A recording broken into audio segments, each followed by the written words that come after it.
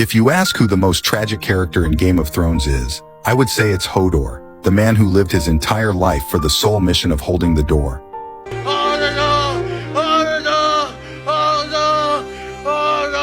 When the three-eyed raven took Bran back to Winterfell decades ago, Bran saw his father, uncle, and aunt, whom he had never met, as well as Hodor.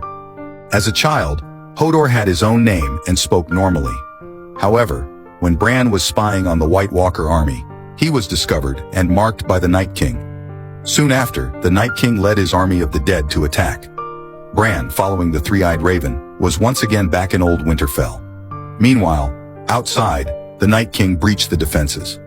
Meera called out repeatedly for Bran to wake up and control Hodor, and her voice reached back to the Old Winterfell. Guided by this, Bran looked at young Hodor. In reality, Hodor stood up, dragging Bran toward the exit. At that moment, Bran was controlling adult Hodor through young Hodor. This meant that young Hodor and adult Hodor were connected. Thus, when adult Hodor was about to die, young Hodor collapsed and started convulsing, repeating the last words of adult Hodor. This is how young Hodor turned into the Hodor who could only say one phrase. Aside from Old Nan, who told Bran stories, no one knew his real name.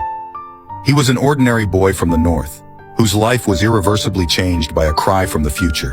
Remember, his name was Wylis.